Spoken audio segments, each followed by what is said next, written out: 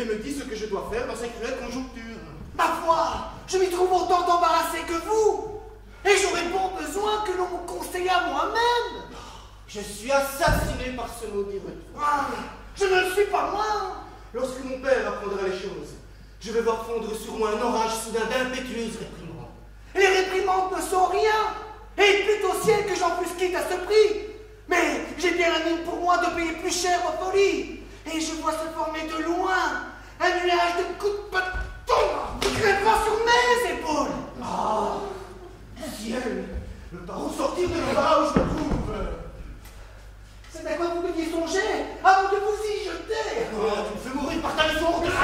Vous me faites bien plus mourir par vos actions étourdies. Que dois-je faire?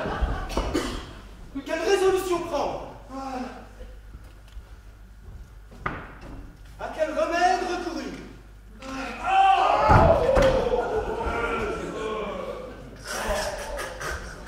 Oh, Seigneur Octave.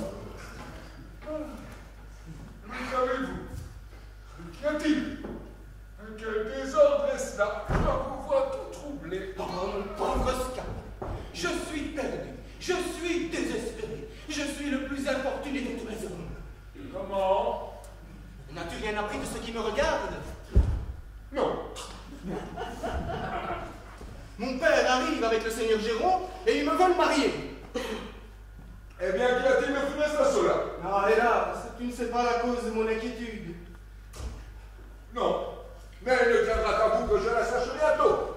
Hein, je suis un consolatif, homme à m'intéresser aux affaires des jeunes gens. Oh, Scapin, si tu pouvais trouver quelque invention, forger quelques machines pour me tirer de la peine où je suis, je croirais être redevable de plus que de la vie. À vous dire la vérité, il y a peu de choses qui me soient impossibles quand je veux m'en mêler. Les gens ont été reçus du ciel un génie assez beau pour tout ce qui concerne ces gentillesses d'esprit, ces galanteries ingénieuses à qui le vulgaire ignorant donne le nom de fourberie. Je puis dire sans vanité qu'on n'a guère vu d'homme plus habile ouvrier de ressort et d'intrigue, ni qui ait acquis plus de gloire que moi dans ce noble métier. Mais le mérite est fort maltraité aujourd'hui, et j'ai renoncé à toute chose depuis certains chagrins d'une aventure qui m'arrivera. Comment, quelle aventure, Scapin? Oh, une affaire où je me brouillais avec la justice. La justice? Oui, nous eûmes d'un petit démêlé ensemble. Toi et la justice? Oui, elle en est à fort mal avec moi, et je me dépitais de telle sorte contre l'ingratitude du siècle que je me résolus de ne plus rien faire. Mais basta! Me laissez de me conter votre affaire. Tu sais, Scapin, qu'il y a 2 mois que le seigneur Géronte et mon père embarquèrent ensemble pour un voyage qui regarde certains commerces où leurs intérêts sont mêlés. Oui, je sais ça. Et que Léandre et moi nous fûmes laissés par nos pères, moi sous la conduite de Sylvestre, et Léandre sous ta direction. Oui, je me suis fort bien acquitté de ma carte. Quelque temps après, Léandre fit rencontre d'une jeune égyptienne, dont il devint amoureux. Oui, je sais cela encore. Comme nous sommes grands amis, il me fit aussitôt confidence de son amour, et me mena voir cette fille, que je trouva belle à la vérité, mais non pas tant qu'il voulait que je la trouvasse. Il ne m'entretenait que d'elle chaque jour, m'exagérait à tout moment sa beauté et sa grâce, me louait son esprit, et me parlait avec transport des charmes de son entretien, dont il me rapportait toujours jusqu'aux moindres paroles, qu'il s'efforçait toujours de me faire trouver le plus spirituel du monde. Il me querellait quelquefois de n'être pas assez sensible aux choses que je lui venais dire, et me blâmait sans cesse de l'indifférence où j'étais pour les feux de l'amour. Je ne vois pas encore où ceci veut aller. Un jour, je l'accompagnais pour aller chez les gens qui gardent l'objet de ses vœux. Nous entendîmes dans une petite maison d'une rue écartée quelques plaintes mêlées de beaucoup de sang. Demandons ce que c'est. Une femme nous dit en soupirant que nous pouvions voir là quelque chose de pitoyable de personnes étrangères et qu'à moins que d'être insensibles, nous en serions touchés. Et où est-ce que cela nous mène? La curiosité me fit presser les hanches de voir cette tête. Nous entrons dans une salle. Assisté d'une servante qui faisait les objets. Ah! Une jeune fille, toute fondante en larmes, la plus belle et la plus touchante qu'on puisse jamais voir. Une autre paraît effroyable en l'état où elle était, car elle n'avait pour habillement qu'une méchante petite jupe, avec des brassières de nuit qui étaient de simple pudeur, et sa coiffure était une cornette jaune, en désordre ses cheveux sur les épaules. Et cependant, faite comme cela, elle brillait de mille à crème. Et ce n'était qu'agrément et que charme. Oui, je vois cela, et je vois bien, sans l'avoir vue, qu'elle était tout à fait charmante. Ces larmes n'étaient point de ces larmes désagréables qui défigurent ta visage. Elle avait à pleurer une grâce touchante. Et sa douleur était la plus belle du monde. Ah, je vois tout cela. Elle faisait fondre chacun en larmes en se jetant amoureusement sur le corps de cette défunte qu'elle appelait sa chère mère. Et il n'y avait personne qui n'eût la percée devant un si bon naturel. Oui, cela est touchant. Et je vois bien que ce bon naturel-là vous l'a fait aimer. Oh, ce capin barbare l'aurait aimé. C'est assurément le moyen de faire autrement. Après quelques paroles dont je tâchais d'adoucir la douleur de cette charmante affligée, nous sortîmes de là. Et demandant à Léandre ce qui lui semblait de cette personne, il me répondit froidement qu'il la trouvait assez jolie. Je fus piqué de la froideur avec laquelle il m'en parlait, et je ne voulus point y découvrir l'effet que ces beautés avaient fait sur mon âme. Si vous l'appréciez ce récit, nous en voilà pour jusqu'à demain. Laissez-le-moi finir en 2 mots. Son cœur prend feu dès ce moment. Il ne saurait plus vivre qu'il n'aille consoler son aimable affligé. Ses fréquentes visites sont rejetées de la servante, devenue la gouvernante par le trépas de la mère. Voilà mon homme au désespoir. Il presse, supplie, conjure, point d'affaire. On lui dit que la fille, quoique sans bien et sans appui, est de famille honnête, et qu'à moins de l'épouser, on ne peut souffrir ses poursuites. Voilà son amour augmenté par les difficultés. Il consulte dans sa tête, agite, raisonne, balance, prend sa résolution. Le voilà marié avec elle depuis 2, 3 jours. J'entends. Maintenant, mais avec cela le retour imprévu du père qu'on attendait que dans 2 mois, la découverte de l'oncle a fait du secret de notre mariage, et notre mariage qu'on veut faire de lui, avec la fille que le seigneur Géronde a eue d'une seconde femme, qu'on dit qu'il l'a épousée. Internet. Et par-dessus tout cela, mais encore l'indigence où se trouve cette charmante demoiselle, et l'impuissance où je me vois d'avoir de quoi la secourir. Est-ce là tout? Vous voilà bien embarrassés tous deux pour une bagatelle. Voilà bien de quoi se dont alarmer. Fille, quoi donc? Tu n'as pas honte, toi, d'être court à si peu de choses? Tu vois grands et gros comme père et mère, et tu ne saurais trouver dans ton esprit, fabriquer dans ta tête quelques nets petits stratagèmes, quelques ruses galantes pour ajuster vos vœux. Je voudrais bien qu'on vous donniez autrefois vos vieillards à duper. Je les aurais fait passer par-dessous la jambe, car je n'étais pas plus haut que ça, et que je me signalais déjà par son tour d'adresse jolie. J'avoue que le ciel ne m'a pas donné des talents, et que je n'ai pas l'esprit comme toi de me brouiller avec la justice. Oh, voici mon aimable Hyacinthe.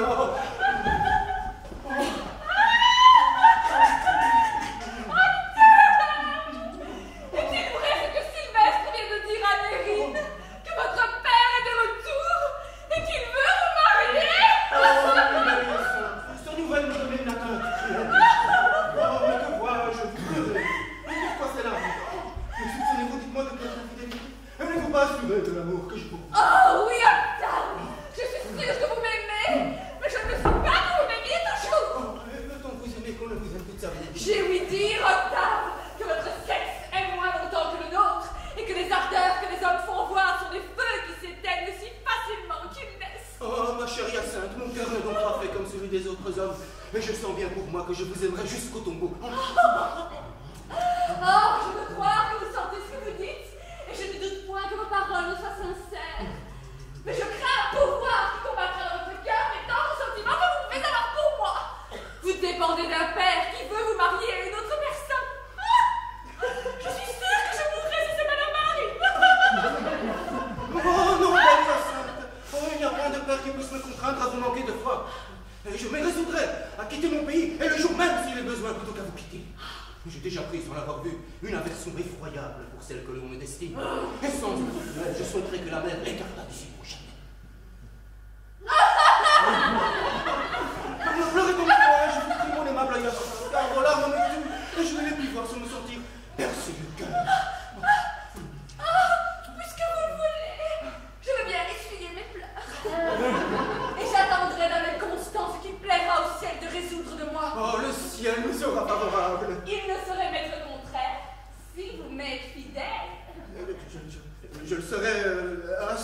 moi. Oh, je serais donc heureuse. Elle n'est point en saute ma foi et je la trouve assez passable. Voici un homme qui pourrait bien, s'il le voulait, vous être dans tout nos secours à besoin merveilleux. J'ai fait le grand serment de ne plus me mêler du monde. Mais, si vous m'en priez bien fort, que tous les deux, peut-être... Ah ben s'il ne tient qu'à te prier bien fort pour obtenir ton aide, je te conjure de tout mon cœur de prendre la conduite de la barque. Et vous? Ne me dites-vous rien? Je vous en conjure, à son exemple, par tout ce qui vous est le plus cher au monde, de bien vouloir servir notre amour. Il faut avoir de l'humanité. Il faut se laisser vaincre. Je veux bien m'employer pour vous. Allez-vous-en et soyez en repos. Quant à vous, préparez-vous à soutenir avec fermeté l'abord de votre père. Je t'avoue que cet abord me fait trembler par avance. Et j'ai une timidité naturelle que je ne saurais vaincre. C'est pourquoi il faut paraître ferme au premier choc, de peur que sur votre faiblesse, il ne mette le pas de vous traiter comme un enfant. Un peu de hardiesse, tâchez de vous composer par étude et songez à répondre raisonnement à tout ce qu'il pourra vous dire. Je ferai du mieux que je pourrai. Répétons un peu votre rôle et voyons si vous ferez bien. Le regard assuré. La tête haute. Non. La mine résolue. Comme cela. What? Ah! Ah!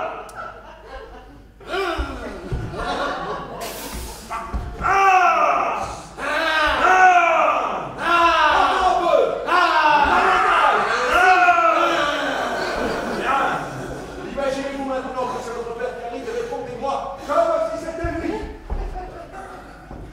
Comment, Panda? Vaut rien. Infâme, fils indigne d'un père comme moi, oses-tu bien te présenter devant mes yeux après tous tes longs déportements, après le lâche tour que tu m'as joué pendant mon absence? Est-ce là le fruit de mes soins, Bobo? Est-ce là le fruit de mes soins? Le respect qui m'est dû, le respect que tu me conserves. Allons donc!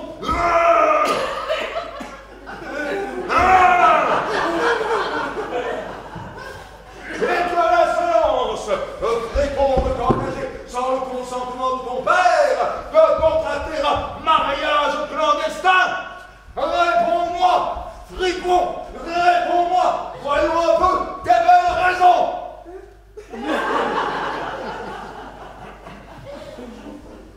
Par Dieu, vous demeurez interdit. Ce que je m'imagine que c'est mon père que j'entends. Oui. C'est pourquoi il ne faut pas rester comme un innocent. Je n'en veux prendre plus de résolution et je répondrai fermement. Assurément. Assurément.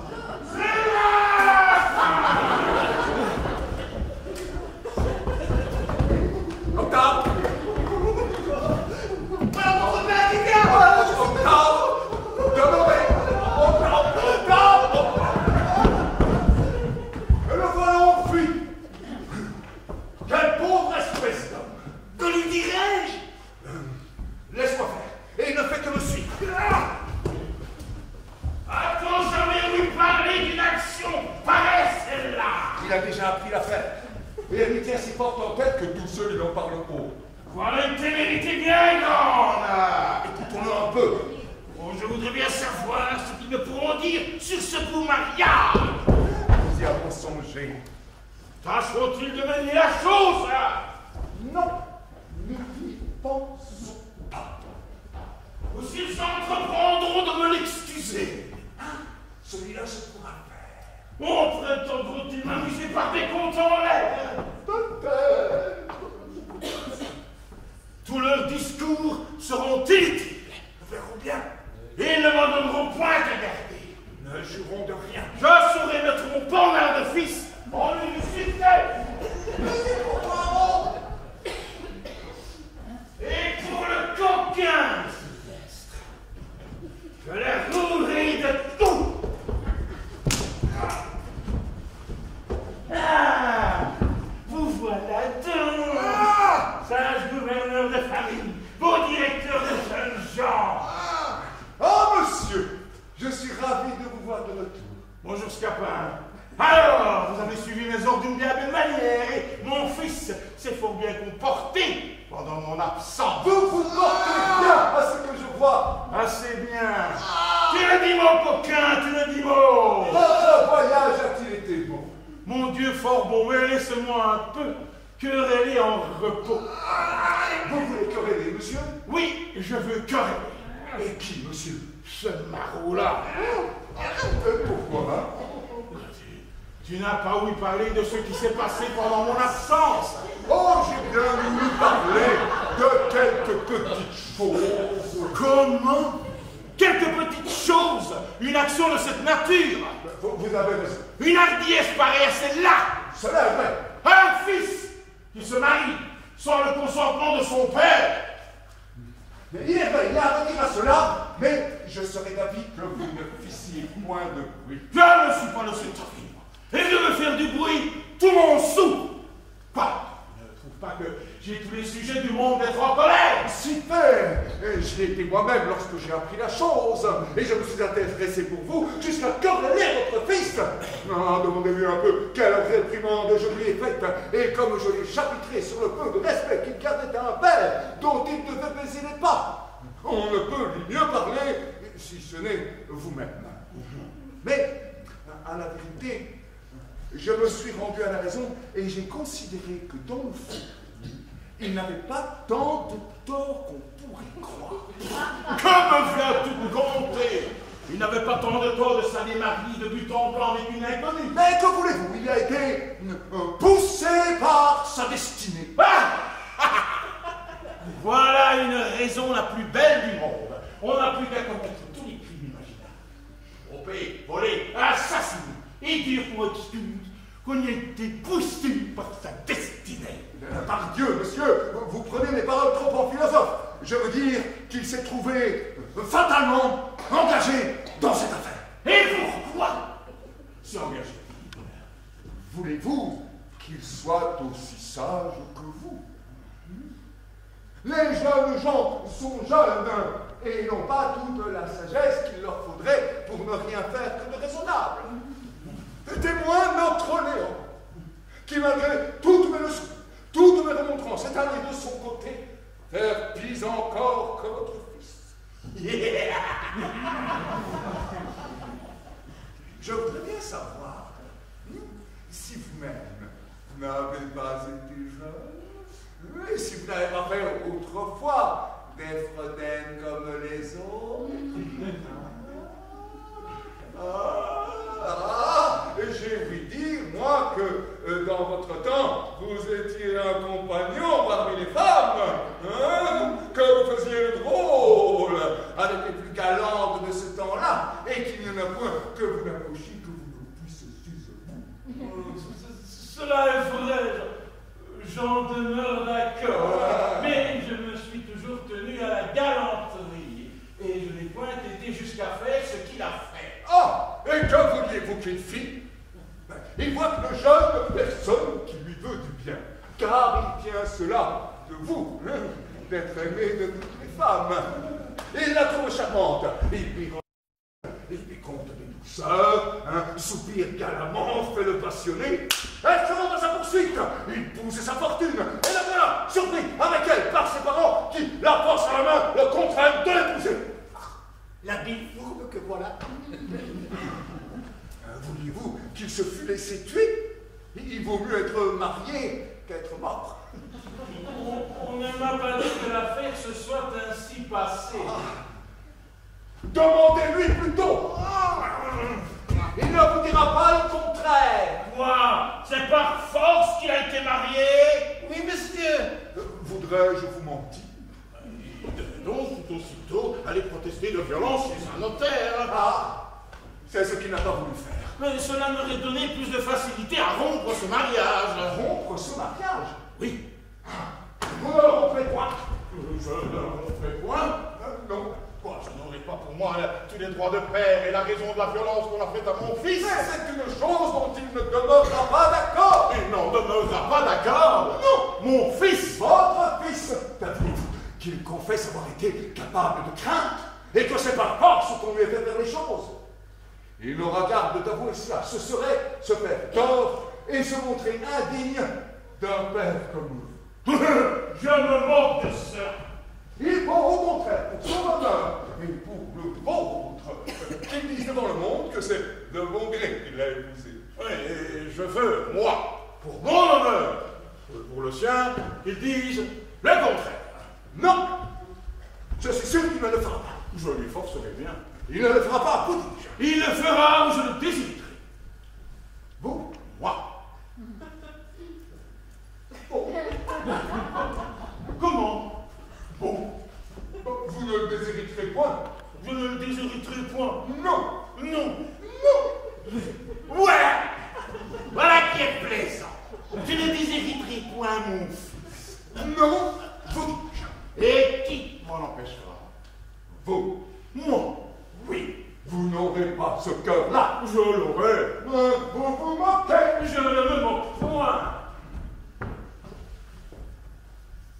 La tendresse maternelle fera son office. Elle ne fera rien.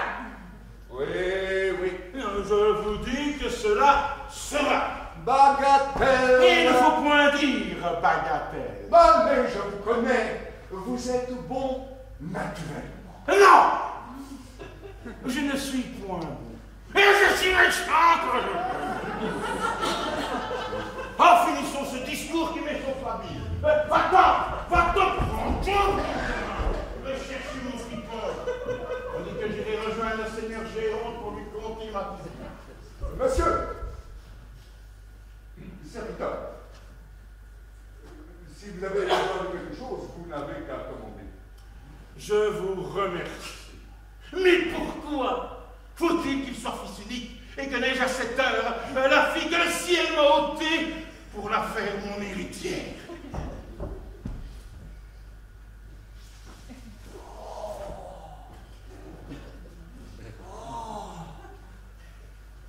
J'avoue que tu es un grand homme. Et voilà l'affaire en bon train. Mais l'argent nous manque pour notre subsistance. Et nous avons de tous côtés des gens qui aboient après nous. Laisse-moi faire. La machine est toute trouvée. Mais je cherche dans ma tête un homme qui me soit affidé pour jouer un rôle dont j'ai besoin. Attends un peu. Tiens-toi un peu. Campe-toi sur un pied. Mets ton bonnet en mauvais garçon. Mets la main au côté. Roule des yeux furibonds. Marche un peu en roi de théâtre.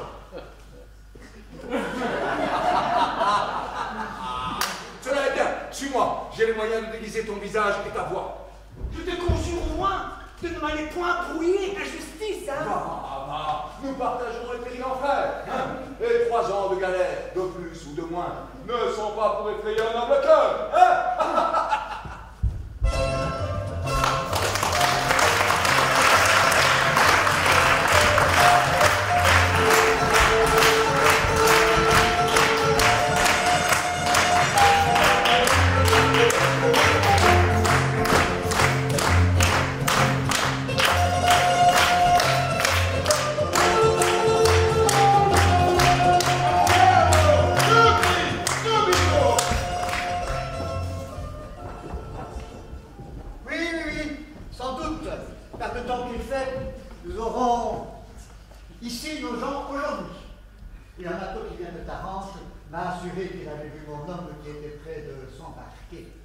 Mais l'arrivée de ma fille trouvera les choses mal disposées à ce que nous nous proposions. Et ce que vous m'avez raconté sur votre fils rompt étrangement les mesures que nous avions prises ensemble. Ne vous mettez pas en peine, je vous réponds de renverser tout cet obstacle et j'y vais travailler de ce pas. Ma foi, Seigneur Argante, voulez-vous que je vous dise? L'éducation des enfants est une chose sur quoi il faut s'attacher fortement. Sans doute. À quel propos cela? À propos de ce que les mauvais déportements des enfants viennent le plus souvent de la mauvaise éducation que leur père leur donne. Cela arrive parfois, mais que voulez-vous dire par là? Ce que je veux dire par là, Oui. que si vous aviez, en brave père, bien morigéné votre fils, il ne vous aurait pas joué le tour qu'il vous a fait. Fort bien. De sorte que vous avez bien mieux morigéné le vôtre. Sans doute. Et je serais bien fâché qu'il n'eût rien fait approchant de cela. Et si ce fils que vous avez, aussi bien morigéné, avait fait pis encore que le mien? Quoi?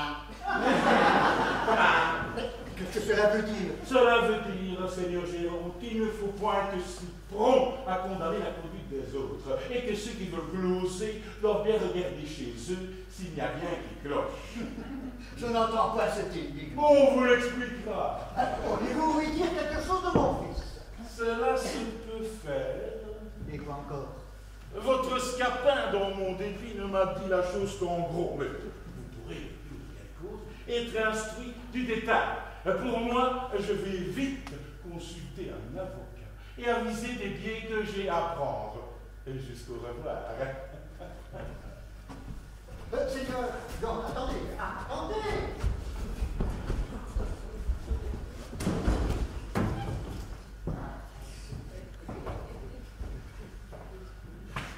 Que pourrait-ce être que cette affaire-ci? Pis encore que le sien. Pour moi, je ne vois pas ce que l'on peut faire de pis, et je trouve que se marier sans le consentement de son père est une action qui passe tout ce qu'on peut s'imaginer. Vous voilà!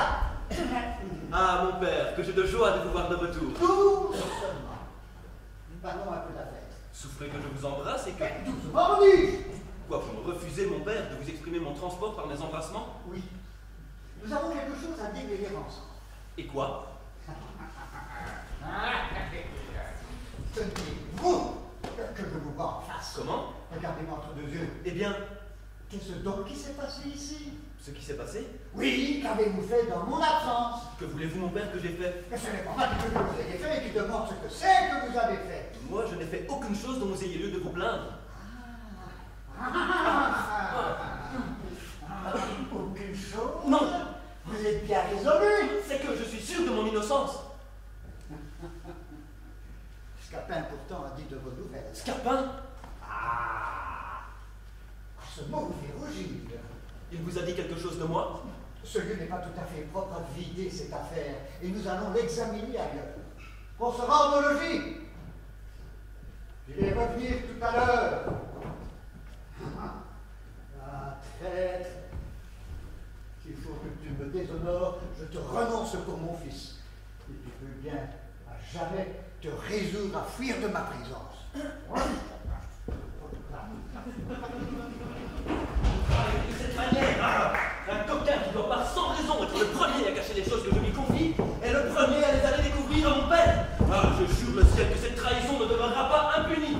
Mon cher Scapin, que ne dois-je point à tes soins, que tu es un homme admirable, et que le ciel m'est favorable de t'envoyer à mon secours. Ah, vous voilà. Je suis ravi de vous trouver, monsieur le coquin. Monsieur, serviteur, c'est trop d'honneur que vous me faites. Vous faites le méchant plaisant. Ah, je vous apprendrai. Monsieur!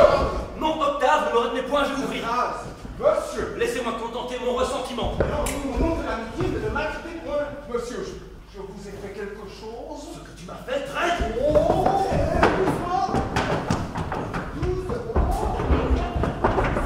Non, Octave, je veux qu'il me confesse lui-même tout à l'heure la perfidie qu'il m'a faite. Oui, coquin, je sais le trait que tu m'as joué, on vient de me l'apprendre. Mais tu ne croyais pas peut-être que l'on me dût révéler ce secret. Mais je veux en avoir ma confession de ta propre bouche, ou je vais te passer cette épée au travers du corps. Monsieur, auriez-vous bien ce cœur-là? Parlons donc. Je vous ai fait quelque chose, monsieur? Oui, coquin. Et ta conscience ne te dit que trop ce que c'est.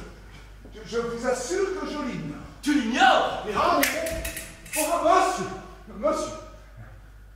puisque vous le voulez, je confesse que c'est moi qui, avec mes amis, ai bu ce carton de vin d'Espagne dont on vous fit présent il y a quelques jours.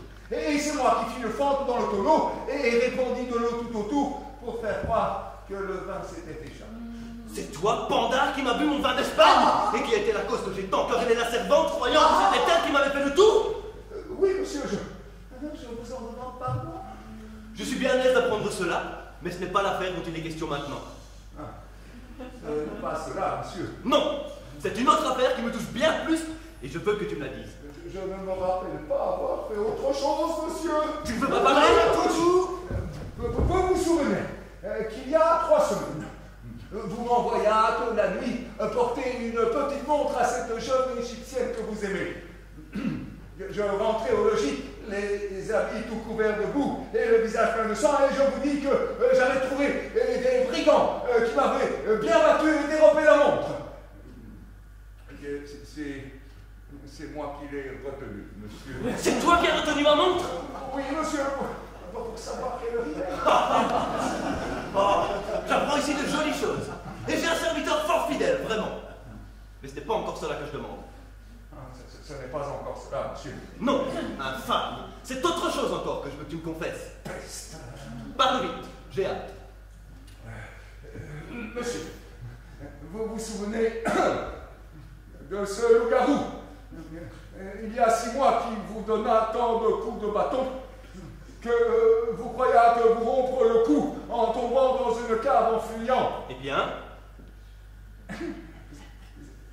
C'était moi, monsieur, qui faisais le loup-garou. C'était toi, traître, qui faisais le loup-garou? Oui, mais seulement vous vous effrayez et vous ôtez l'envie de me faire courir toutes les nuits comme vous en aviez coutume. Je saurais me souvenir en temps et lieu de tout ce que je viens d'apprendre. Mais je veux venir au fait et que tu me confesses ce que tu as dit à mon père. À votre père? Oui, fripon, à mon père. Mais je ne l'ai pas seulement vu depuis son retour. Tu ne l'as pas vu? Non. Assurément. Mais assurément, c'est une chose que je vais vous faire dire par lui-même. C'est de sa bouche que je le tiens pourtant. Avec votre permission, monsieur, il n'a pas dit la vérité. Monsieur, je vous apporte une nouvelle clé fâcheuse pour votre amour. Comment? Vos Égyptiens sont sur le point de vous enlever Zerbinette. Et elle-même, les larmes aux yeux, m'a chargé de venir promptement vous dire que si dans 2 heures, vous ne songez pas à aller leur porter l'argent qu'ils vous ont demandé pour elle, vous l'allez perdre pour jamais. Dans 2 heures? Dans 2 heures.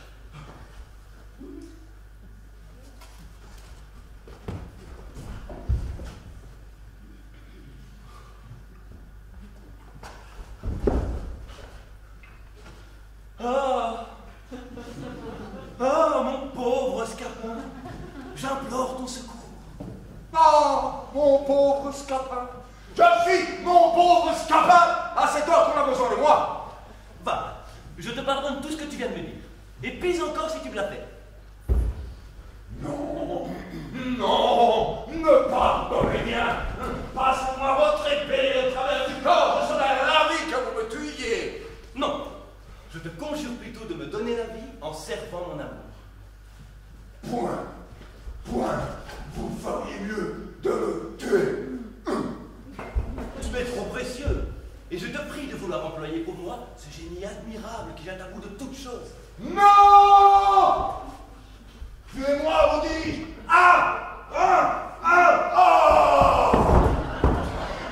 De grâce, ne songe plus à tout cela et pense à me donner le secours que je te demande. Scapin, il faut faire quelque chose pour lui. Le moyen peut n'avanir de la sorte! Je te conjure d'oublier mon emportement et de me prêter ton adresse. Je joins mes prières au ciel. J'ai cette insulte-là sur le cœur! Oh, il faut quitter ton ressentiment. Voudrais-tu m'abandonner, Scapin, dans la cruelle extrémité où se voit mon amour? Me venir faire à l'improviste à la peau de la sorte! J'ai tort, je le confesse. Me venir traiter de bambard, d'infâme, de bon rien! J'en ai tous les regrets du monde. Me vouloir passer son épée à travers le corps. Je t'en demande pardon, de tout mon cœur. Et s'il ne tient qu'à me jeter à tes genoux, Scapin, tu me vois. pour te conjurer encore une fois de ne me point abandonner. Non, ma foi, Scapin, il se faut rendre à cela.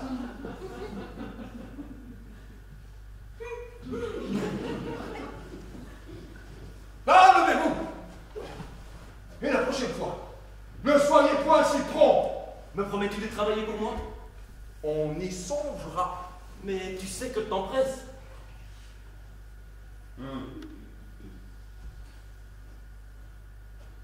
Ah, ne vous mettez point en paix. Bon. Combien est-ce qu'il vous faut? 200 pistoles. Mazel. Et vous? 500 écus. Bon. Je veux tirer cet argent de vos pères. Bon, pour vous, la combine est déjà toute trouvée.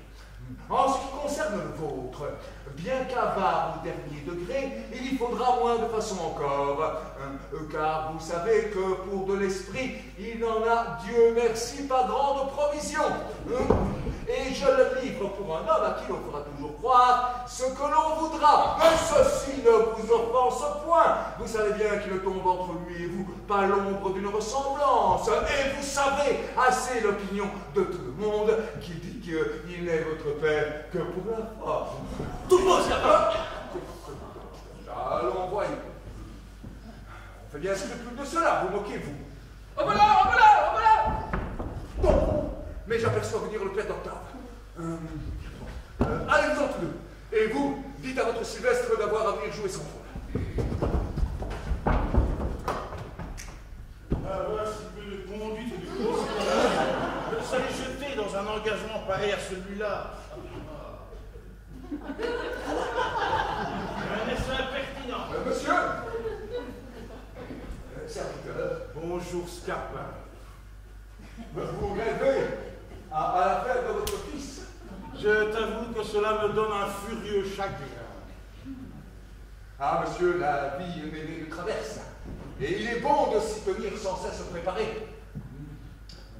Pour moi, j'ai ouï, il y a longtemps, la parole d'un ancien que, pour ma part, j'ai toujours retenu. Quoi? Que pour peu qu'un père de famille soit absent de chez lui, il doit promener son regard sur tous les fâcheux accidents que son retour peut rencontrer. Qu'il s'imagine sa maison brûlée, son argent dérobé, sa femme morte, son fils estropié, sa fille subordonnée. Et sur ce qu'il trouve qui ne lui est point arrivé, l'imputer à bonne fortune. Alors pour moi, j'ai toujours suivi cette leçon dans ma petite philosophie, et je ne suis jamais rentré au logis que je ne me sois tenu prêt à la colère de maître, aux réprimandes, aux insultes, aux coups de pied au cul, aux bastonnades, aux étrivières, et sur ce qui a manqué m'arriver, je l'attribue à mon bon destin. Voilà qui est bien. Mais ce mariage impertinent qui trouble celui que nous voulons faire est une chose que je ne puis souffrir. Et j'ai consulté des avocats pour le faire casser. Ma foi, monsieur, si vous me permettez, il faudrait trouver un autre moyen d'accommoder les choses. Vous savez ce que sont les procès dans ce pays-ci. Vous allez vous enfoncer dans d'étranges épines. Tu as raison, je le vois bien, mais quelle autre voie? Et j'ai peut-être une idée. La compassion que m'a donnée tantôt votre chagrin m'a poussé à chercher dans ma tête un moyen de vous tirer d'inquiétude, car je ne saurais voir d'honnêtes pères chagrinés par leurs enfants sans que cela ne m'émeuve. J'ai donc été trouver le père de cette fille qui a été épousée. Ah! C'est un de ces braves de profession, de ces gens qui sont tous au coup d'épée, qui ne parlent que d'échiner, et ne font non plus de conscience de tuer un homme que d'avaler un verre de vin. Je l'ai mis sur ce mariage, et il fait voir quelle raison aurait la violence de le faire casser. Je lui parlais de vos prérogatives du nom de père. Quel soutien trouver auprès de la justice et votre droit, et votre argent, et vos amis. Enfin, je l'ai tant tourné de tous côtés qu'à la fin, il a prêté l'oreille à ce que je proposais d'accommoder l'affaire pour quelques sommes. Et il se montrera disposé à rompre la mariage pour vous que vous ayez de l'argent. Et qu'a-t-il demandé? Oh, d'abord, monsieur, des choses par-dessus les maisons. Mais quoi? Oh, des choses extravagantes. Mais encore! Il demandait 5 ou 600 pistoles. 5 ou 600 fibres cartagnes qui les puissent serrer! Selon toutes les gens. C'est ce que je lui ai dit, monsieur. Et je renvoyais bien loin de pareilles propositions. Je lui ai dit voir que vous n'étiez pas sur le dupe pour vous demander des 5 ou 600 pistoles. Enfin, après plusieurs discours, voici où s'est réduit le résultat de nos conversations. Voici le temps, m'a-t-il dit, que je dois partir pour l'armée.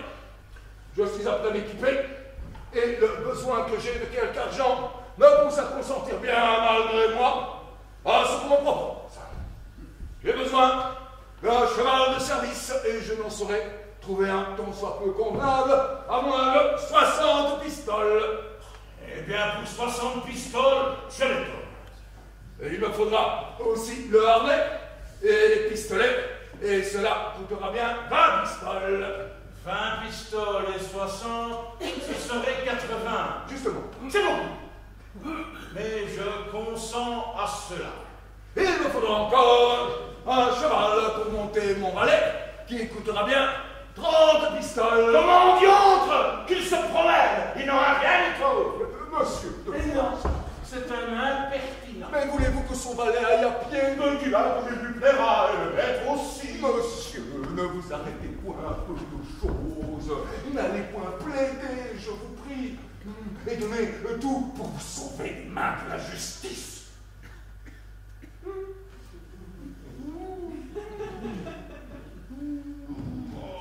Je me résous à donner encore cette 30 pistoles. Et il me faudra encore, a-t-il dit, un mulet. Oh, que la diable avec son mulet! C'en est trop, et nous irons devant les juges. Monsieur, considérez. Non, je n'en ferai rien. Monsieur, un tout petit mulet. Je ne lui donnerai pas seulement un âne. Monsieur, n'allez point. Non, j'ai mieux plaidé. Oh, monsieur. Oh, de quoi parlez-vous? Et à quoi vous besognez-vous?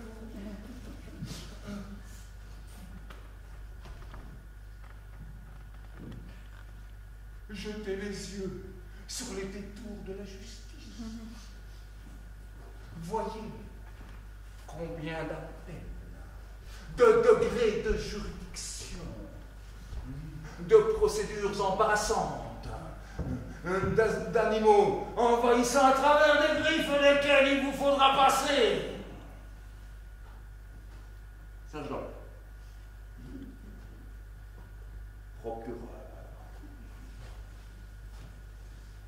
avocat, greffier, substitut, les enrôleurs, les juges et leurs clercs, et il n'y a pas de tous ces gens-là qui, pour la moindre chose, ne soient prêts à donner un soufflet au meilleur droit du monde. Le sergent vous baillera de faux exploits, sur foi de quoi vous serez condamné sans que vous le sachiez.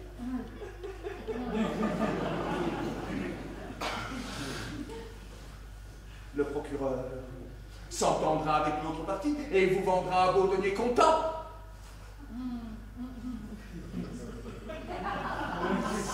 Votre avocat, gagné de même, ne se trouvera point lorsque l'on plaidera votre cause, ou diront des choses qui seront sans objet, qui battront la campagne et n'iront point au fait. Le greffier délivrera par contumace des sentences et des arrêts contre vous. Le maître du rapporteur ne dira pas ce qu'il a vu. Et le rapporteur soustraira des pièces. Et quand, par toutes les plus grandes précautions du monde, vous seriez paré à tout cela, vous serez ébahi de voir que vos juges auront été sollicités contre vous par des gens dévots ou par des femmes qui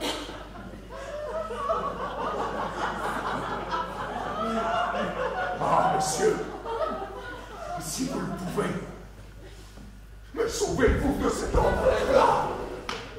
C'est être damné dès ce monde que d'avoir à plaider. Et la seule pensée d'un procès serait capable de me faire fuir jusqu'aux Indes.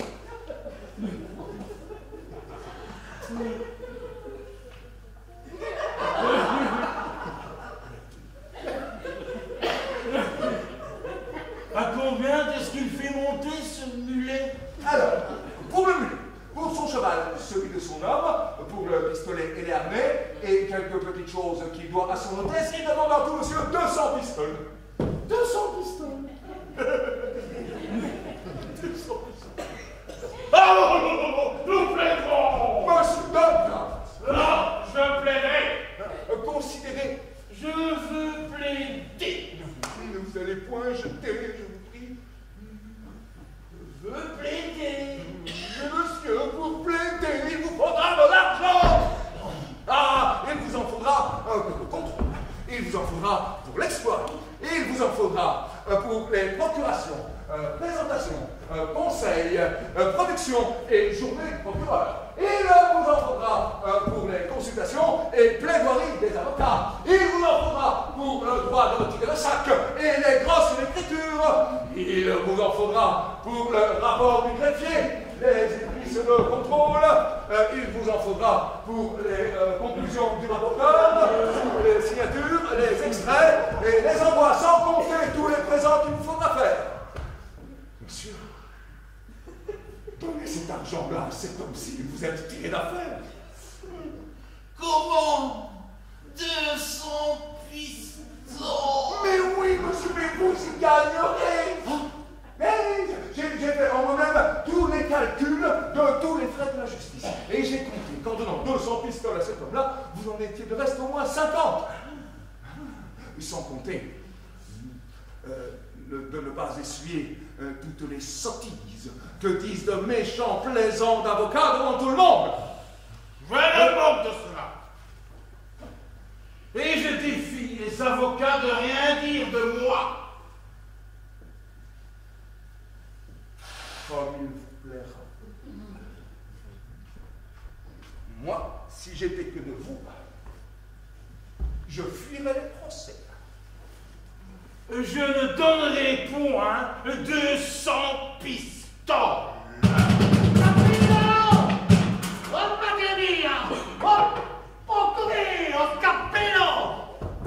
Monsieur? Oh! Capillo! Voici donc dont il s'agit. Oh, Capillo! Faites-moi connaître un peu cet argante qui est père d'Octavo. Pourquoi, monsieur? Je viens d'apprendre qu'il veut me mettre en procès et faire rendre par injustice le mariage de ma sorella. Monsieur, je ne sais s'il a cette pensée, mais il ne consent pas à donner les 200 pistoles que vous demandez. Il dit que c'est trop. Ah! Pas la tête! Oh, mon ami, si je le trouve, je vais assurer! Tout sais-je, être heureux et tout vif. Monsieur, ce père de table du cœur, il nous craindra peut-être au point. Et lui, pas la tête! Oh, s'il était là, je lui donnerais de l'épée tout à l'heure dans les ventres. Ma qui est cet homme-là? Ce n'est pas lui, monsieur, ce n'est pas lui. N'est-ce point quelqu'un de ses amis, C'est ses amis, génial! Non, monsieur, c'est même son ennemi capital. Son ennemi capital? Mais bravo! Vous êtes ennemis, monsieur! Tu sais pas qu'un argante, eh? Et tapez-la! Madre mia, tapez-la! Et vous donne ma parole! Et vous hurlez sur mon honneur! Par l'épée que je porte! Par tous les serments que je saurai faire! Qu'avant la fin du jour!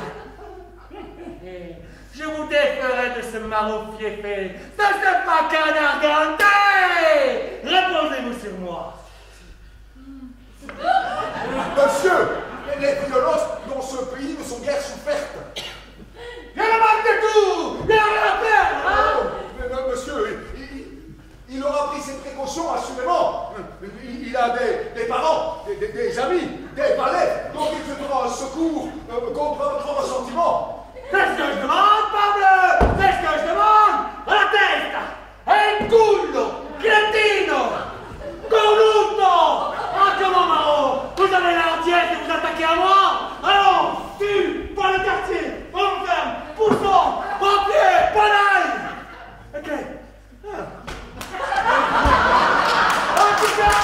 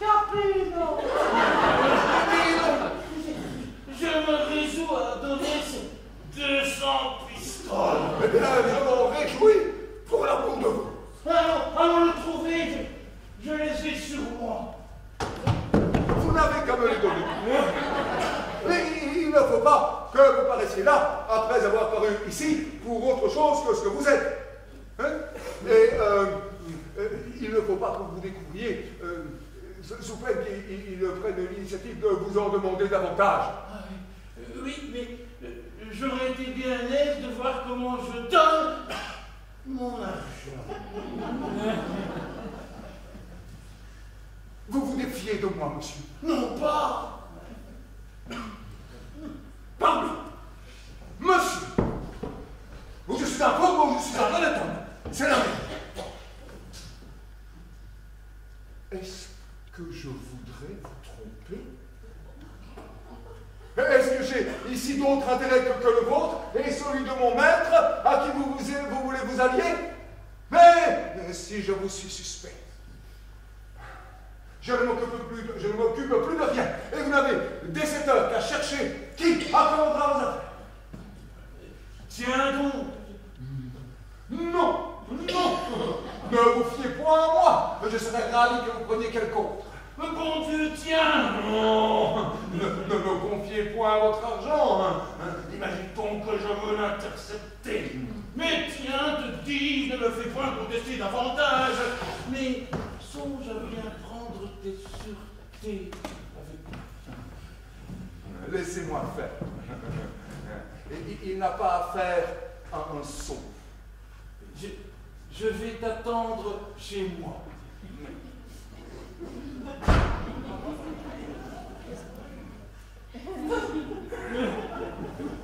Je vous y rejoindrai tantôt.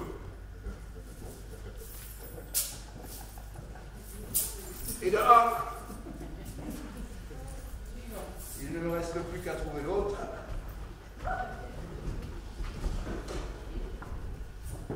Oh, mais le voilà qui vient. On dirait que le ciel, l'un après l'autre, les amène dans mes filets. Oh ciel! Oh disgrâce imprévue! Oh misérable père! Pauvre Géronte! Que feras-tu? Mais que dit-il là de moi avec ce visage affligé? N'y a-t-il personne qui puisse me dire où est le Seigneur Géronte? Qu'y a-t-il, Scapin? Où pourrais-je le trouver pour lui dire cette infortune? Mais qu'est-ce que c'est donc? En vain, je cours de tous côtés sans le pouvoir trouver. Mais voici! Il faut qu'il soit caché dans une place qu'on le puisse deviner. Oh là! Et tu as vu que tu ne me vois pas? Ah! Monsieur, on ne peut pas vous trouver. Ça fait 1 heure que je suis devant toi. Qu'est-ce que c'est donc qu'il y a? Oh, monsieur. Quoi? Oh, monsieur, votre fils. Mais pas mon fils. Oh, monsieur, Votre fils est tombé dans une disgrâce la plus étrange du monde. Et quelle? Je les trouve tout à l'heure, tout triste dans je ne sais quoi que vous lui avez dit, et où vous m'avez mêlé assez mal à propos. Mais cherchant à le distraire de cette tristesse, nous sommes allés promener sur le port. Et là, nous avons posé les yeux, entre autres choses, sur une galère turque, assez bien équipée. Et un jeune turc de bonne mine nous a invités d'y entrer. Il nous a présenté la main, nous y avons passé, il nous a fait 1000 civilités et nous a donné la collation. Nous avons mangé les fruits les plus beaux qui se puissent voir et puis un vin que nous avons trouvé le meilleur du monde. Qu'y a-t-il de si affligeant tout cela? Mais attendez un peu! Nous y voici. Tandis que nous mangions, il a fait mettre la galère en mer. Et se voyant éloigné du port, il m'a fait mettre dans un esquif et m'envoie vous dire que si vous ne lui envoyez par mois tout à l'heure 500 écus, il nous envoie votre fils en Algérie. 500 écus? Oui, monsieur. Et pour cela, il ne m'a laissé que 2 heures. Le bandard de Turc m'assassiner de la façon. C'est à vous maintenant, monsieur, d'aviser au moyen de tirer des fers un fils que vous aimez avec tant de tendresse. Mais que diable allait-il faire dans cette galère? Ah, ne songez pas à ce qui s'est passé. Dans ce cas, va-t-on dire à ce Turc que je vais envoyer la justice après?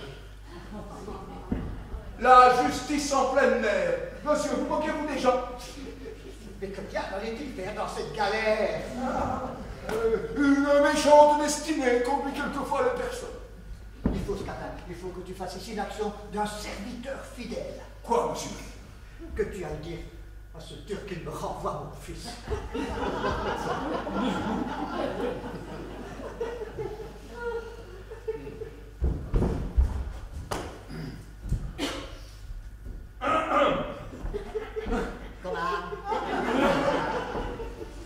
Que tu te mettes à sa place jusqu'au moment que j'ai amassé la somme qu'il demande.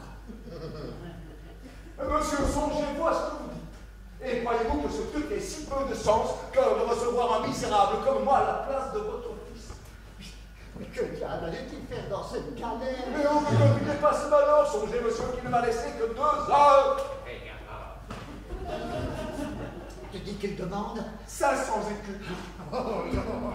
500 écus. N'ont-ils pas de conscience? Vraiment, de la conscience, un turc. C'est-il bien ce que c'est que 500 écus? Ah oui, monsieur, il sait que c'est 1500 livres. Crois-tu le trait que 1500 livres se trouvent dans le pas d'un cheval? Ce sont des gens qui n'ont point de conscience.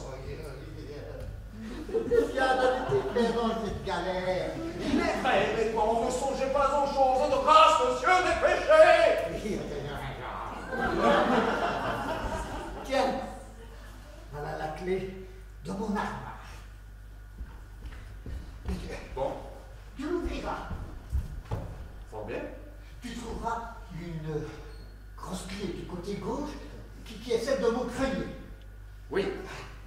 Tu iras prendre toutes les armes qui sont dans cette grande main pour aller racheter mon fils.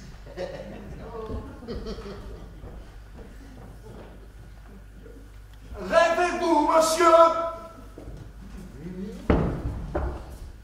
Je n'aurai pas sans prendre tout ce que vous dites. Et songez au peu de temps que l'on m'a laissé.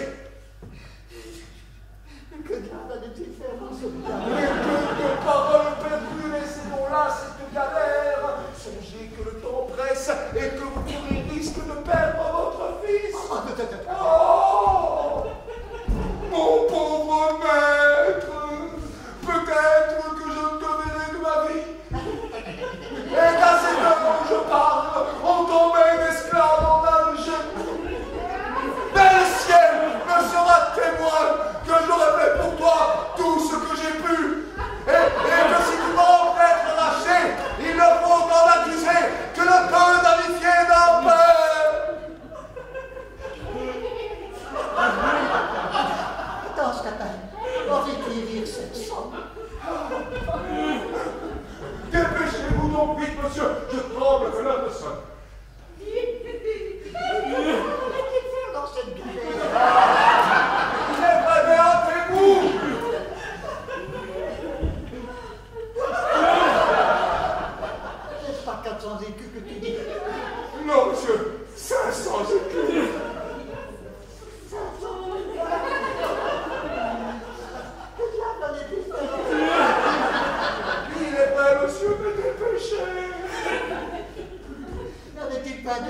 madame. Vous avez raison, mais faites de vite.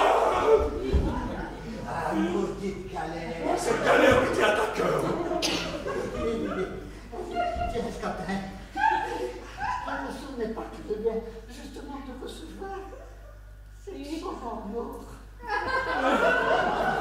Je ne croyais pas qu'elle devait être si tôt ravie. Tiens, attends, c'est mon fils. Oui, monsieur.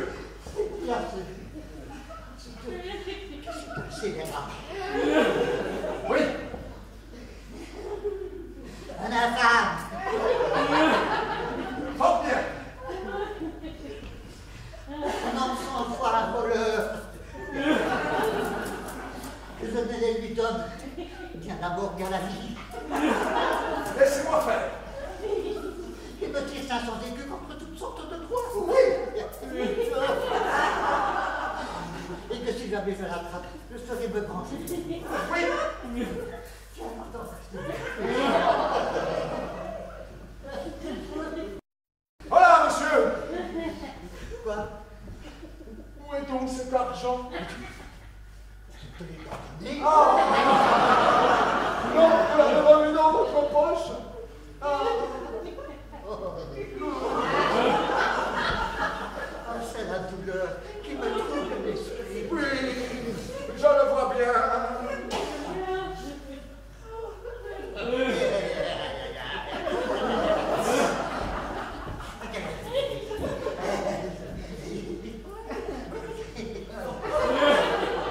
Diane avait-il peur dans cette galère? Galère très dure comme tous les diables.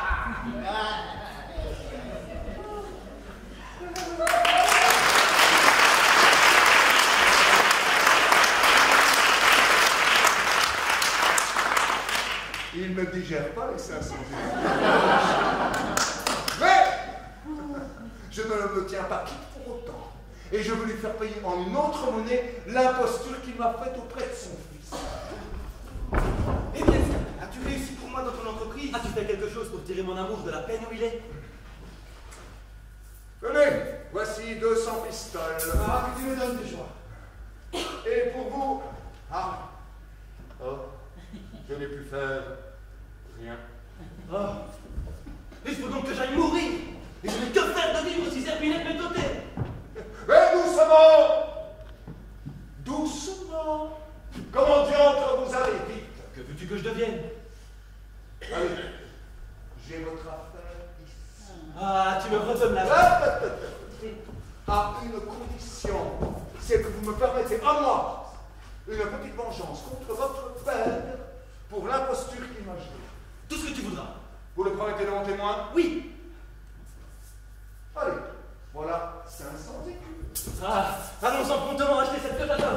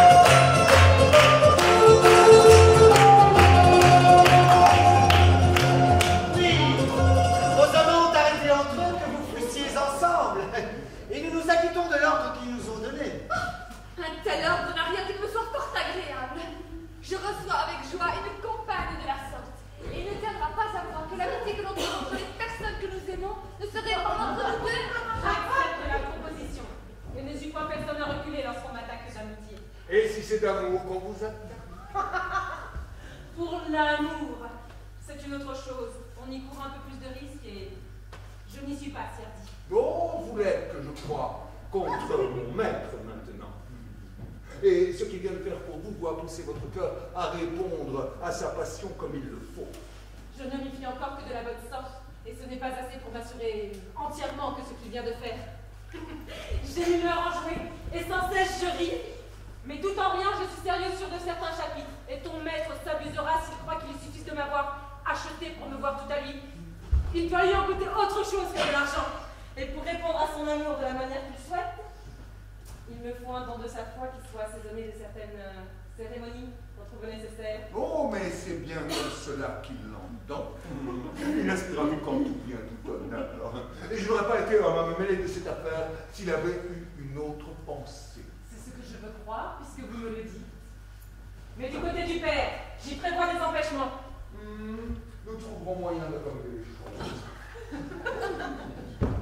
La ressemblance de nos destins doit contribuer encore à faire naître notre amitié.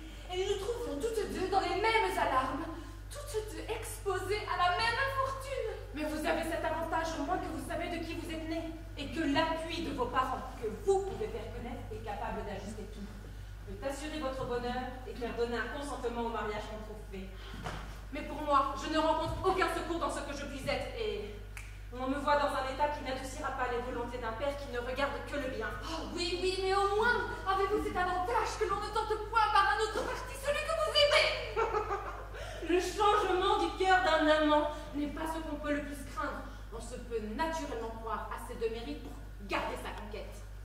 Et ce que je vois de plus redoutable dans ces sortes d'affaires, c'est la toute-puissance paternelle, auprès de qui tout le mérite ne sert de rien. Oh, hélas! Pourquoi faut-il que de justes inclinations se trouvent traversées? La douce chose que d'aimer, lorsque l'on ne voit point d'obstacle à ces aimables chaînes dont deux cœurs se lient ensemble. Vous vous moquez. La tranquillité est un calme désagréable en amour, et un bonheur tout uni nous devient ennuyeux. Il faut des hauts et des bas dans la vie, et les difficultés qui se mêlent aux choses réveillent les ardeurs, augmentent les plaisirs. Mon Dieu, Scapin, fais-moi un de ce récit qu'on m'a dit qui est si plaisant. Du stratagème dont tu te l'as pour tirer de l'argent de ton vieillard avare. Oh, tu sais qu'on ne fait pas s'appelle lorsqu'on me fait un compte et que je le paye assez bien par la joie que j'y vois pas. Voilà Sylvestre qui s'en acquittera aussi bien que moi. J'ai en tête une petite vengeance dont je veux goûter la saveur. Pourquoi, diable, de gaieté de cœur, veux-tu chercher à t'attirer de méchantes affaires? Je me plais aux entreprises hasardeuses. Je te l'ai déjà dit. Tu quitterais le dessein que tu as si tu m'en voulais croire. Oui, eh bien c'est moi que j'en croirais, hein. À quoi diable te vas-tu amuser? Et de quoi diable te mets-tu en peine? C'est que je vois que, sans nécessité, tu vas courir risque de t'attirer pour les coups de bâton. Oui, eh bien ça tout dépend de mes épaules et non des tiennes. Il est vrai que tu es maître de tes épaules, et tu en disposeras comme il te plaira. Ce genre de péril ne m'a jamais arrêté. Et je hais ces cœurs pusillanimes qui, à trop vouloir prévoir la suite des choses, n'osent jamais rien entreprendre. Hé, nous aurons besoin de tes soins. Je vous irai rejoindre tout à l'heure. Mais il ne sera pas dit qu'on m'ait mis en état de me trahir moi-même et de découvrir des secrets qu'il était bon qu'on ne sût pas.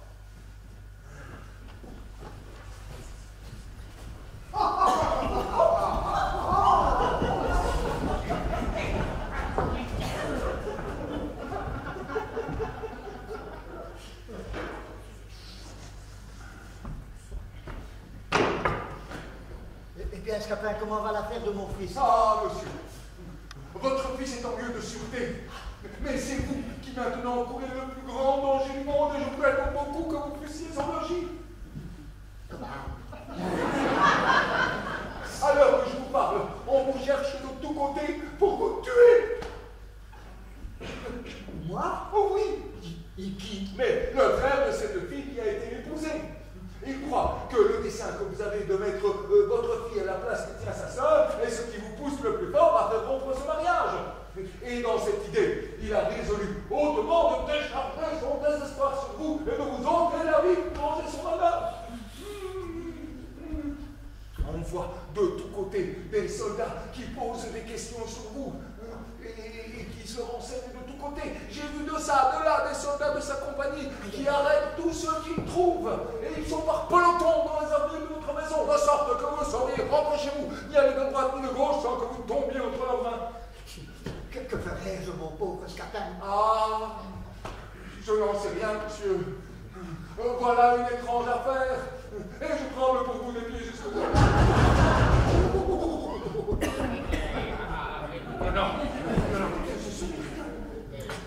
Ne saurais-tu trouver quelques moyens pour me tirer de peine. Ah, monsieur, j'ai bien une idée, mais je risque moi de me faire assommer. Et Scapin, montre-toi un serviteur zélé. N'abandonne pas.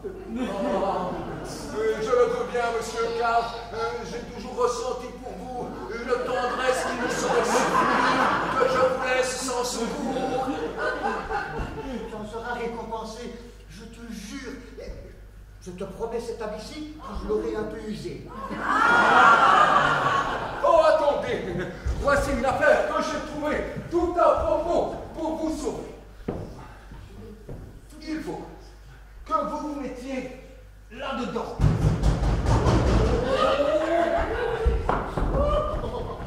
Non, ce n'est personne. Il faut, dis-je, que vous vous mettiez là-dedans, tout au fond. Et je vous chargerai sur mon dos comme un paquet de quelque chose, et je vous porterai à travers vos ennemis jusque dans votre maison, où quand nous serons, une fois, nous pourrons nous barricader et faire quérir n'importe contre la violence. L'invention est bonne. La meilleure du monde, vous allez voir. Je dis que vos ennemis seront bien attrapés. Mettez-vous bien au fond. Laisse-moi faire, je saurai me tenir. Oui. Surtout ne vous montrez pas. Et ne brûlez pas quoi qu'il arrive.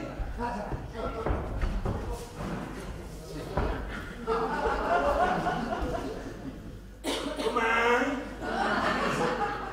Si ne vaut nul plaisir d'y tuer, je voudrais dire Jérôme! Est-ce qu'il y a un sac qui, par bon cœur, me dira de ce qui est? Surtout, ne bougez pas. Ce geste du bon Dieu, Je trouverai, même si je peux pas tout le taire. Surtout, ne branlez pas. Voilà mon sac! Monsieur, Je vous donne un louis si vous me montrez une mouchette de monsieur Jérôme. vous cherchez le seigneur Géronte? Oui, mon bon peuple, dis pas jamais. Oh, eh bien, pour quelle affaire, monsieur? Pour quelle affaire? Je jure sur le chasse du bon Dieu de le faire mourir en coup de baston. Mais, monsieur, les coups de bâton ne se donnent pas à des gens comme lui. Il faut le traiter avec un peu plus d'égard. Comment? Si moudre dit Géronte, si mon mère, si mon stampé. Monsieur, le seigneur Géronte n'est ni cruel, ni méchant, il n'est pas un meurtrier, vous devriez en parler d'une autre façon. Comme un petit moustichi. Vous m'épuisez avec un sandy water. Non, monsieur, non, je défends l'honneur d'un homme que l'on m'offense. Si tu comprends, vous êtes un cousin Géronte. Oui, monsieur, je le suis. Tout va bien ici. T'es prêt, Chapouli? Aïe, monsieur! Pitié! Portez sur mes peaux.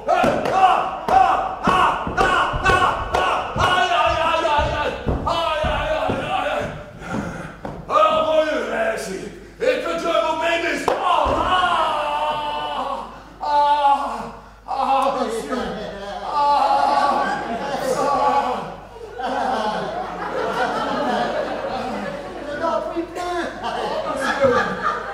Je suis tout brûlé, les épaules me font un mal épouvantable. C'est bien qu'il a frappé. Ah, mais oui, monsieur, c'est sur mon dos qu'il frappait. Que veux-tu dire? J'ai bien sorti les coups et les sangs en Oh, c'est que vous n'avez senti que le coup du bâton sur vos épaules. Alors tu devais t'évaluer un peu plus bas pour m'épargner. Cachez-vous, en voici un autre.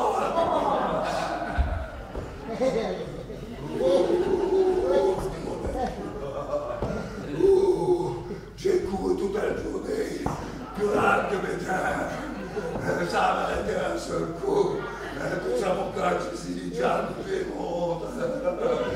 Surtout, ne vous montrez pas. Dites-moi, oh mais... Vous savez ce qu'il y a? Vous plaît me dire, s'il vous plaît. Surtout, ne branlez pas. Et dites-moi, racontez-vous. Et je lui ferai pour nous, hein? Seulement 50 coups de baston de Suscoyenne et 50 points de Gasboden. Monsieur, surtout ne vous montrez pas.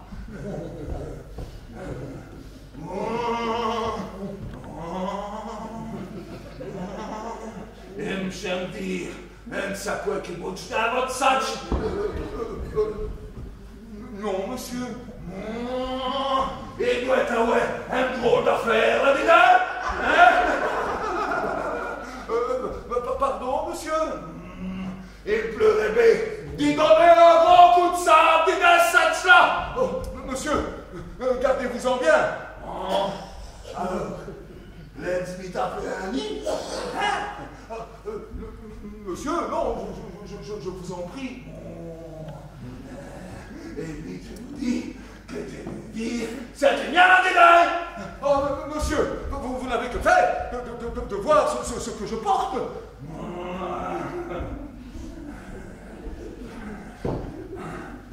Tu vas rien dire ça. Tu m'as failli dedans. On se respond, hein? Monsieur, aïe, pitié, aïe. Vous feuillez les danseurs. Allez, faites un mauvais coup pour vous apprendre à faire les pierres cuir à Boubi.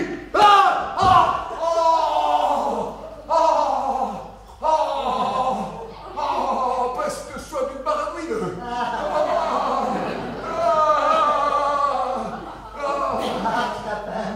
Je suis roué. Je suis mort. Oh, monsieur, en voici une demi-douzaine d'encres.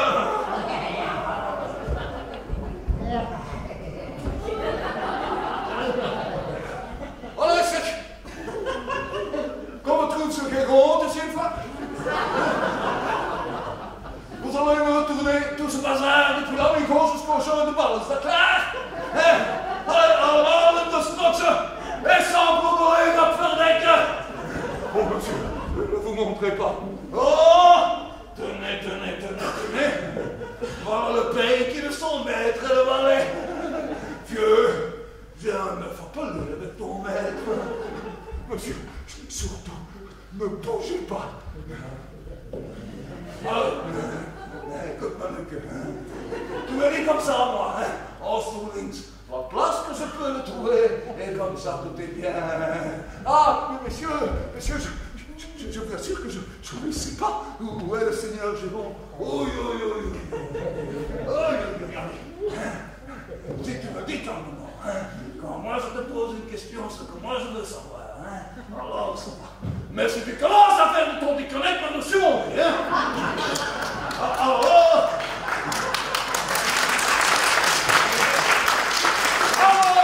moi je me fâche, et toi tu finis ce qui va là-bas. Alors, Léa! Messieurs, par pitié. Non, mon gars, si tu fais ton chocolat, alors bardaf! Sur ton dos, ça va barder!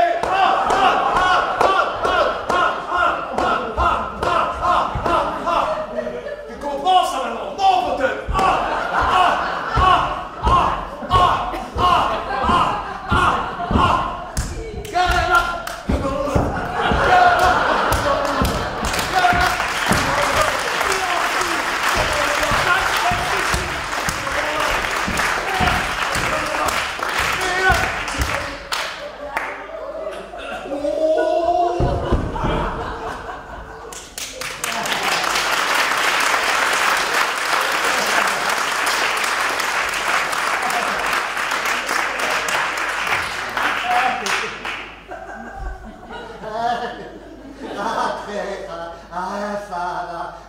scélérat.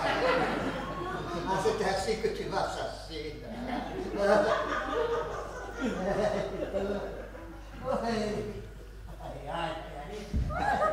Tu me paieras cette vue. Une plaisante histoire. Oh, et le bon dupe que ce vieillard. Il n'y a rien de plaisant là, et vous ne faites que faire un rire. Quoi? Que voulez-vous dire, monsieur? Que vous ne devez pas vous moquer de moi. De vous? Oui. Comment qui songe à se moquer de vous? Pourquoi venez-vous me rire au nez? Cela ne vous regarde point, et je ris toute seule d'un conte qu'on vient de me faire. Oh, le plus plaisant qu'on puisse entendre. Je ne sais pas si c'est parce que je suis intéressée dans la chose, mais je n'ai jamais trouvé rien de si drôle qu'un tour qui vient d'être joué par un fils à son père pour en attraper de l'argent. Pour un fils à son père. Pour en attraper de l'argent. Pour peu que vous me pressiez, vous me trouverez disposé à vous dire l'affaire. Et j'ai une démangeaison naturelle à faire part des choses que je sais. Je vous prie de me dire cette histoire. Je le veux bien. Je ne risquerai pas grand-chose à vous la dire, et c'est une aventure qui n'est pas pour être longtemps secrète. La destinée a voulu que je me trouvasse parmi une bande de ces personnes qu'on appelle égyptiens, et qui, rôdant de province en province, se mêlent de dire la bonne fortune, et quelquefois de beaucoup d'autres choses. En arrivant dans cette ville, un jeune homme me vit et conçut pour moi de l'amour. Dès ce moment, il s'attache à mes pas. Et le voilà d'abord, comme tous les jeunes gens qui croient qu'il n'y a qu'à parler, et qu'au moindre mot qu'ils nous disent, leurs affaires sont faites. Mais il trouva une fierté qui lui fit un peu corriger ses premières pensées. Il fit connaître sa passion aux gens qui me tenaient, et il les trouva disposés à me laisser à lui, moyennant quelques sommes. Mais le mal de l'affaire était que mon amant se trouvait dans l'état où l'on voit très souvent la plupart des fils de famille.